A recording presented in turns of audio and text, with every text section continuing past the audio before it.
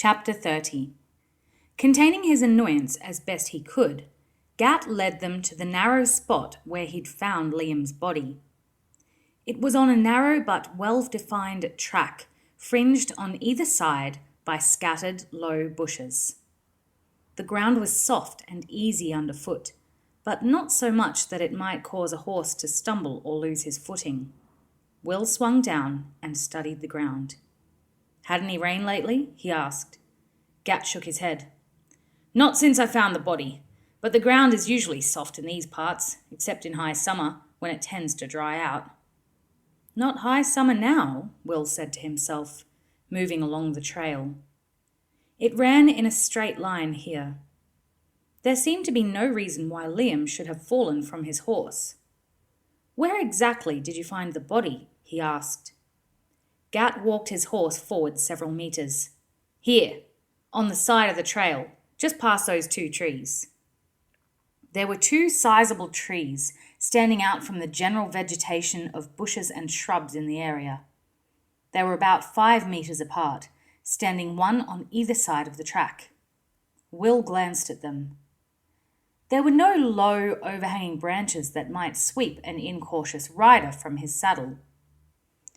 "Figure he fell off his horse and broke his neck," Gat said. Will pursed his lips. "Unlikely," he said. All rangers were excellent riders. Gat shrugged at the uncompromising reply.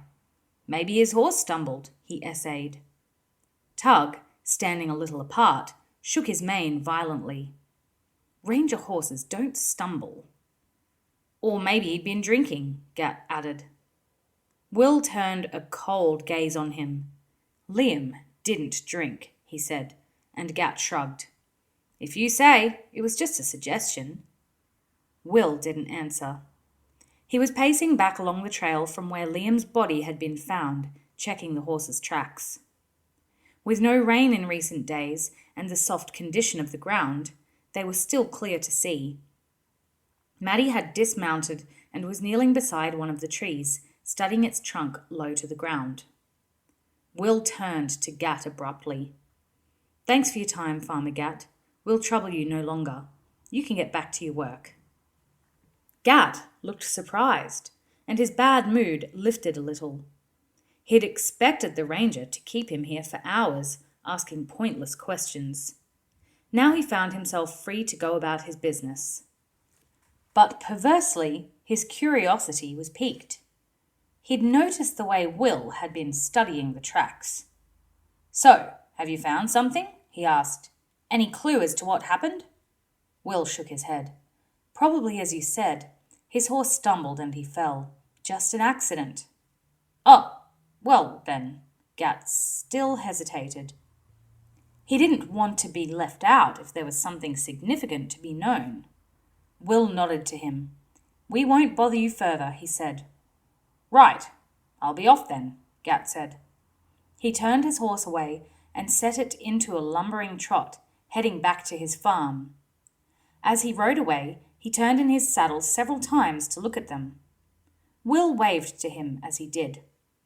Finally, when he had rounded a bend in the track and was lost to view, Maddie spoke. "So, did you find something?" Will nodded and gestured for her to join him. They walked back down the track for 10 meters and he pointed to the ground. "Look at the tracks Acorn left." "Acorn?" Maddie said. "Liam's horse. See here, as they lead up to these trees, his gait is smooth and even. From the length of his stride and the depth of the hoof prints, I'd say he was at a full gallop. But as he passes the trees, the tracks are all over the place. He's lost his balance and he definitely stumbled." Tug snorted, and Will looked quickly at him. "It happens," he said. Maddie was down on one knee, studying the tracks, and didn't see that he'd addressed the comment to the horse. Instead, she rose and turned towards the nearest of the 2 trees. "I noticed something on one of the trees," she said.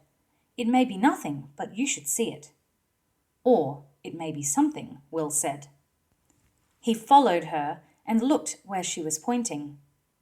There was a faint scar in the bark of the tree, about 1/2 metre above the ground. "Something cut the bark here," she pointed out. Will raised his eyebrows. "Well spotted." She glanced up at him. "I didn't think anything of it until you mentioned that Acorn seemed to lose his footing." She turned quickly and walked to the opposite tree. "Let's see if there's a corresponding mark on this one." There was, but it was very faint. If they hadn't known to look for it, they might never have seen it. Will reached forward to touch it. There was a small piece of thin white thread sticking to the bark. He plucked it free. "Could be fibre from a rope," he said. He looked up and down the track, then at the tree opposite them. "So, let's say Liam is galloping along this track full tilt." "Chasing someone, perhaps," Maddie suggested, and he nodded. "That's not unreasonable. And let's say someone else has stretched a rope across the track between these two trees. Acorn hits it and stumbles, only just retaining his footing. But the stumble is enough to throw Liam clear of the saddle, and he pitches onto the ground up here." Maddie walked quickly to where Gat had told them he found Liam's body. "And he's killed in the fall." "That would explain the marks on the trees," Will said thoughtfully. "As Acorn hit the rope, it would have cut into the bark with the impact." They looked at each other in silence for a moment. Then Will spoke. "Someone wanted Liam dead," he said quietly.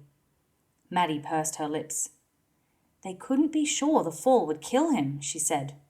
"True, but he would have been incapacitated, knocked out or winded by the fall. They would have been ready to finish him off." "Of course, we can't be sure," Maddie said. "It's just a few jumbled hoof prints and a faint mark on a tree. That could have been caused by anything." "We need to have a close look at Acorn. If he hit that rope at any sort of speed, there'll be bruising or cuts on his legs," Will said. "Where would he be now?" Maddie asked. "Most likely in the stables at Castle Trelith," Will said. "The horse master would have taken him in to care for him after Liam's death." He leaned back, stretching his back muscles, cramped from so much stooping and kneeling.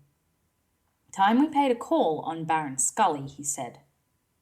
In the event, he visited the castle alone, leaving Maddie at the small ranger cabin set in the woods below the castle. "Don't know this Scully person," he said, "but there's always the chance that he's been at Castle Araluen and he might recognise you. If that's so, then he'll want to entertain you at the castle, and then the whole countryside will know about your presence here in the next 24 hours. Maddie nodded, understanding. "And that would make it difficult for us to investigate," she said. "Very difficult.